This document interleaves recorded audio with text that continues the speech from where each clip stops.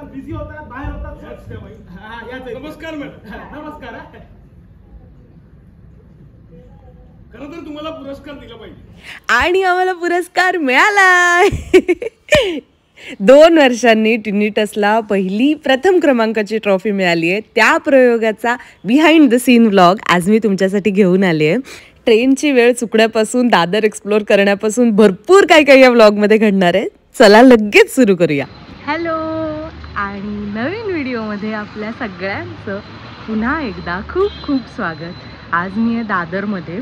आजची तारीख आहे 9 फेब्रुवारी आणि आत्ता वाजलेत सकाळचे 7 वाजून गेलेत. काय आहे आज इथे स्वातंत्र्यवीर सावरकर आर्चरी अकॅडमीचं जे थिएटर आहे तिथे आमच्या आज एकांकिकेचा प्रयोग आहे टिनिटस. आणि झालं असं की सगळ्यांनी मला सांगितलं आपल्याला लवकर जायचं आहे, 6:14ची ट्रेन पकडायची आहे वगैरे वगैरे. आणि मी आले आणि माझ्याबरोबर कोणीच आलं नाही, सगळे झोपून राहिले. तर ते येत आहेत मागून आणि तोपर्यंत मग मी म्हटलं चला आपण दादरला एवढ्यांदा येतो पण आपण कधी असं फिरत नाही दादरमध्ये. त्याच्यामुळे मग मी आज निघाले आणि आता थोडंसं फिरून फिरून सगळेजण येईपर्यंत येत असतील. ॲक्च्युली आता 8 वाजतील तेव्हा येतील आणि तोपर्यंत बघूया आपल्याला काय काय दिसतंय, मध्ये मध्ये काय काय घडतंय दाखवते तुम्हाला. बाय द वे एकांकिकेच्या तयारीचे पण म्हणजे प्रयोगाच्या तयारीचे पण काही क्षण जर मला कॅप्चर करता आले, नचिकेत ओरडला नाही तर मी ते कॅप्चर करून तुम्हाला नक्की दाखवेन. आज दिवसभरात काय काय घडतंय तेही शेअर करेन, कारण बरेच दिवस मी ब्लॉग बनवला नाही आहे. माझी ॲक्च्युली इच्छा होती पण सारखी काही ना काही कामं येत होती वगैरे वगैरे. So yes, let's go, let's get started. सगळ्यांना यायला खूप वेळ होता त्याच्यामुळे मी आधी खाऊन घेतलं. दादर स्टेशनच्या बाहेर साधना म्हणून एक छोटंसं दुकान होतं, तिथे इडली वडा डोसा वगैरे खाल्ला. मग कबूतरखान्याच्या इकडून मी निघाले शिवाजी पार्ककडे. मध्ये ना एक सुरती फरसाण मार्ट म्हणून दुकान आहे. हे बघा इथे ना समोसा वगैरे कोथिंबीर वडी कमाल मिळते. आणि मग मी इथून जाणार होते स्वातंत्र्यवीर सावरकर थिएटरच्या इकडे, पण त्याआधी थोडीशी फिरून आले. ते बघा खाऊन झालं आणि आता पहिला स्टॉप म्हणून मी चैत्यभूमीच्या इकडे आले आणि इकडे बाजूला नारळी बाग आहे. नारळी बागेच्या पण बऱ्याच आठवणी. मी कॉलेजमध्ये असायचे ना तेव्हा मला जेव्हा जागा मिळायची नाही रिहर्सलला वगैरे तेव्हा मी स्ट्रीट प्लेची प्रॅक्टिस करायला नारळी बागेत यायचो. आता बघू आता उघडली असेल तर. मला ॲक्च्युली तो ओमकार आहे ना आमच्या नाटकात जो सावंतचं कॅरेक्टर करतो त्याने सांगितलं आहे की तू जाऊन ते थिएटर पण बघून ये, तिथे काय तयारी चालली वगैरे. तर बघू जर इकडनं मला रस्ता कळला तर जाईल. तोपर्यंत आपण इथे छान ना लायटिंग वगैरे केली पण आता रात्री छान दिसली असते. मी दाखवते तुम्हाला बॅक कॅमेऱ्याने. हां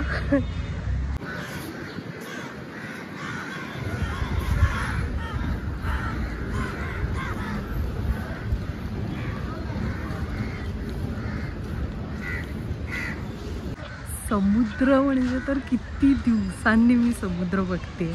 म्हणजे माझं ऑफिस लिटरली म्हणजे हे मरीन ड्राईव्ह हे माझं ऑफिस. पण कधीही जा कितीही वेळा जा पण असं काय म्हणत असं वेळ काढून मरीन्सला जाऊन बसा वगैरे असं काहीही होत नाही. काम झालं की मला पहिले घरी जायची घाई असते आणि सकाळी ऑफिसला पोचायची घाई असते. सो समुद्र मी बऱ्याच दिवसांनी बघते.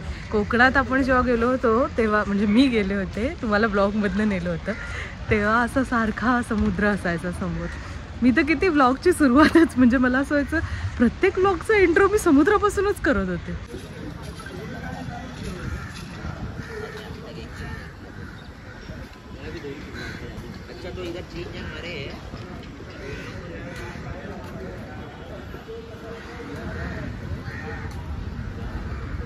मला नारळी बाग प्रचंड आवडते. म्हणजे दादरला मला राहायला जर कधी जन्मात अशी संधी मिळाली ना तर मला एक्साइटमेंट ह्याची असेल की मी हवं तेव्हा नारळी बागेत जाऊ शकेन. आणि नारळी बागेला नारळी बाग का म्हणतात माहिती का तुम्हाला? कारण इथे नारळाची झाडं आहेत.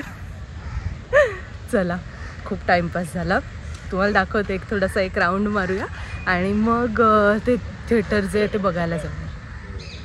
आता हे ते सगळीकडे असतं बघा आय लव्ह दादर वगैरे वाला, आय लव्ह डोंबिवली, आमच्या डोंबिवलीत पण आहे. तर ना तसं इथे हा एक हार्ट आहे आणि तिकडे काहीतरी लिहिलं आहे शिवाजी पार्क वगैरे. पण छान आहे आणि पाणी तुम्हाला दाखवते समुद्राचं इतकं स्वच्छ दिसतंय ना. दिसतंय तरी आहे नाही असं म्हणत आहे पण दिसतंय तरी. आणि ते घोडे वगैरे. थांबा बॅक कॅमेराने दाखवते.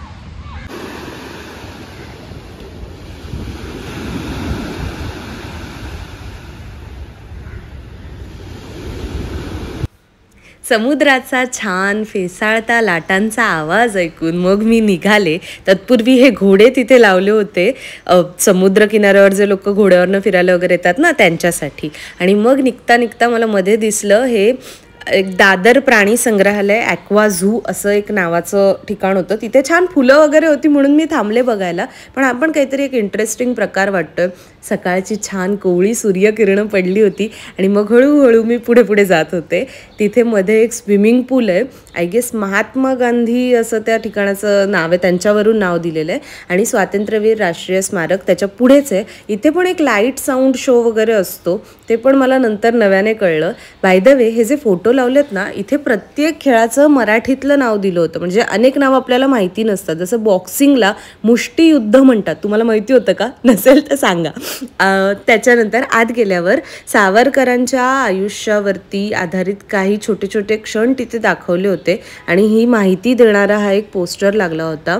तिथे सावरकरांची आणि भारतमातेची छान एक मूर्ती वगैरे पण होती. बाय द वे हा कोलू आणि अंदमानला जिथे सावरकरांना सेल्युलर जेलमध्ये ठेवलं होतं तिथलं हे एक त्यांनी काय म्हणत एक प्रातिनिधिक इथे उभारलेलं आहे. आणि आतमध्ये तुम्ही बघा अत्यंत डिटेलिंगने साकारलेले. आम्ही नंतर निघत होतो ना, अनेक तिथे पर्यटकसुद्धा येत होते आणि तिथे त्यांना ही माहिती दिली जात होती. आणि हळू तो जो कोलू दाखवला होता ना, तो पण फिरवून वगैरे दाखवला जात होता. ही स्वातंत्र्यवीर सावरकरांची काही छायाचित्र. आणि पुढे गेल्यावरती तिथे हे जे उभारलं होतं, मला खरं तर त्याची मला माफ करा, मला ह्याची पूर्ण माहिती नाही आहे, त्यामुळे मी माहिती देणं टाळते. पण हे काहीतरी तिथे होतं आणि तुम्हाला माहिती असेल तर तुम्ही मला कमेंटमध्ये कळवा. आणि समोर असं जिना होता आणि वरती मी म्हटलं तसं सावरकरांचा एक छान पुतळा होता आणि मागे भारतमातेचं चित्र होतं. खूपच छान हे जे थिएटर आहे म्हणजे राष्ट्रीय स्मारक आहे त्याची खूप छान उभारणी केलेली आहे. अत्यंत स्वच्छ नीट नेटकी अशी ही जागा आहे. तर मी तुम्हाला म्हटलं की आता सुरू होईल वगैरे. प्रॉब्लेम असा झाला आहे की त्यांनी थोडं रिपोर्टिंग टाईम आधीचं दिलं होतं आणि त्याच्यानंतर मध्ये अजून 4 एकांकिका आहेत आणि त्याच्यानंतर आमचं आहे. तर त्याला खूप उशीर होणार आहे आणि मी तर म्हणजे अगदी 7 वाजल्यापासूनच आले आहे. तुम्ही तर बघितलं, तुम्ही तर आहात सगळे ह्या जर्नीमध्ये आमच्या.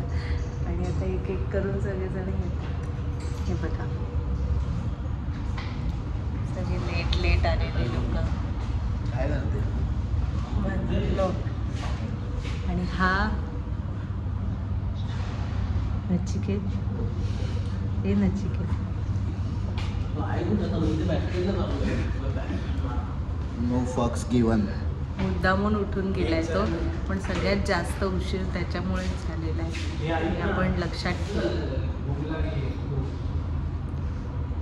तर मी मगाशी म्हटलं तसं मध्ये खूप वेळ होता. म्हणजे मी 7-7:30ला पोहोचले होते आणि आमची एकांकिका झाली 3 वाजता. तर मधला वेळ कसा काढायचा, तयारीला पण तयारी करून बसूनही खूप वेळ होता. त्याच्यामुळे मग मी कोडी वगैरे सोडवत होती. चक्री घ्यायची होती पण त्याच्यासाठी पण सगळेजण यायचे होते म्हणून मग तोपर्यंत बराच वेळ मध्ये होता. हळूहळू एक एक जण आलं आणि नंतर मग हे जे सेटचं सामान आहे त्याचं सगळं त्यांचं चाललंय काम. तुम्ही बघू शकता एक एक करून. आता मी प्रत्येकाला नंतर भेटवते. काहींना तुम्ही आधी भेटलायत आणि काहींना आज नव्याने भेटवेन. आणि मग आम्ही चक्री सुरू केली. आपलं रेग्युलर खेडेकरचा डॅनीचा जो सोलो आहे तो नेहमी चक्रीला दिसतो, त्याच्यानेच सुरुवात करूयात. बघा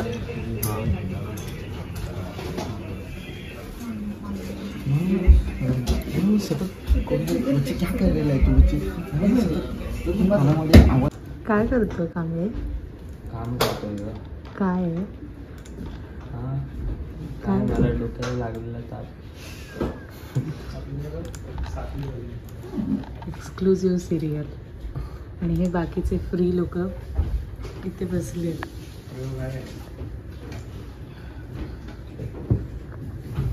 आणि ही तर आज फ्रीच आहे.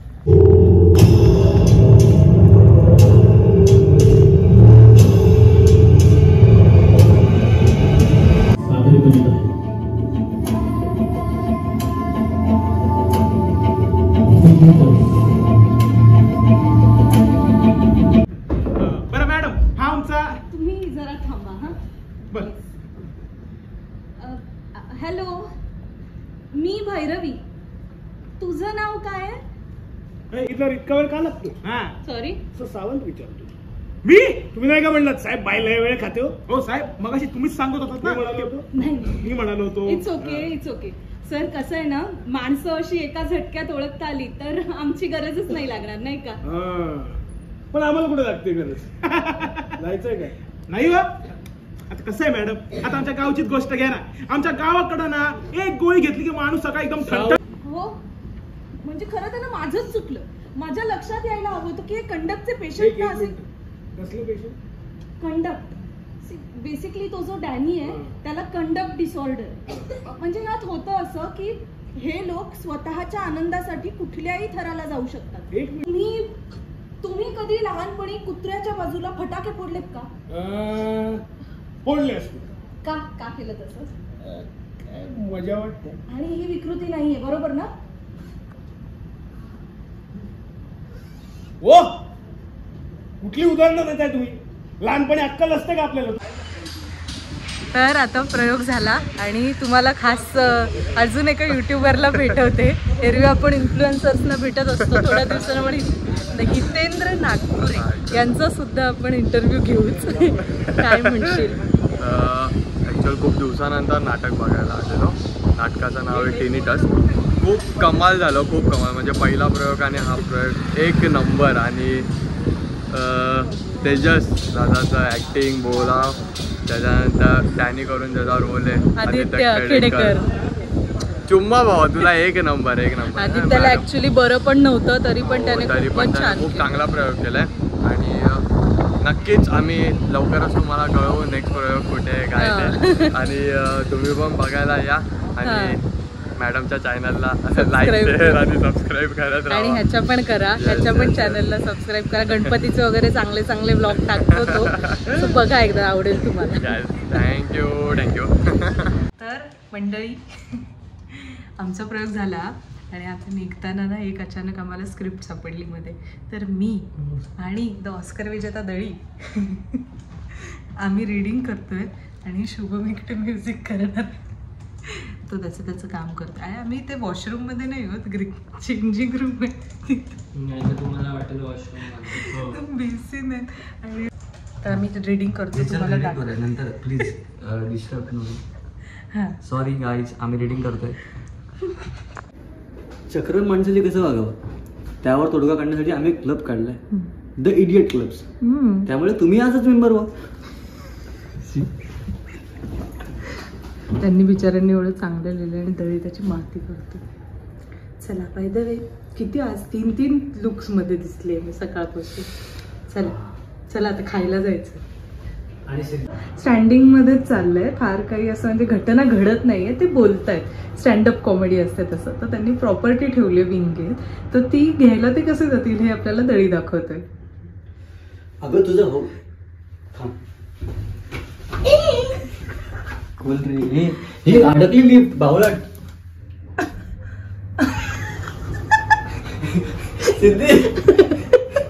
लिफ्ट अडकली नाही, आपण बटन दाबलं होतं. मग का काय इधर कुछ तो है, कोई तो है. तिचा चक्रम भाऊ आहे. खोल खोल. तिचा भाऊ दळी खूपच चीज आहे ना, म्हणूनच ह्याला आवडत असणार. ह्याला चीज खूप आवडतं. आणि फायनली प्रथम पारितोषिक जिंकलेली टीम टिनिटस. तुम्हाला इंडिव्हिज्युअल बक्षिसं सांगते. संघाला प्रथम पारितोषिक मिळालं, त्याच्यानंतर खेडेकरला आणि मला अभिनयाचं द्वितीय पारितोषिक मिळालं, तेजसला अभिनयाचं प्रथम पारितोषिक मिळालं, म्युझिकसाठी शुभमला, सेटसाठी राहुल अभिजितला आणि दिग्दर्शनासाठी नचिकेतला सेकंड प्राइज मिळालं. आणि मग आम्ही सेलिब्रेशनसाठी पलौंजी प्यायला गेलो. लाईट ऑफ भारत होम शेफच्या बाजूलाच हे इराणी कॅफे स्टाईलचं एक छान हॉटेल रेस्टॉरंट आहे. आणि तिथे काय काय प्यायलो वगैरे ते सगळं तुम्हाला ना इथला आमचा काय म्हणूयात, ज्याने आम्हाला इथे नेलं स्पॉन्सर नाही केलं पण नेलं असा तेजस तुम्हाला सांगेल या ठिकाणाची आणि इथे आम्ही जे ड्रिंक प्यायलो त्याची माहिती बघा. पारसी लोकांचं अत्यंत प्रसिद्ध असं ड्रिंक आहे पलुंजी याला म्हणतात. मला वाटतं 3 प्रकार येतो त्याच्यामध्ये, एक रासबेरी येतो, एक जिंजर येतो, आईस्क्रीम सोडा येतो. मी त्याचा खूप मोठा फॅन आहे, मला खूप आवडतं आणि आज इतकी आनंदाची मुवमेंट आहे त्याच्यामुळे पलुंजी बरोबर आणि सिद्धी बरोबर करणार आहे.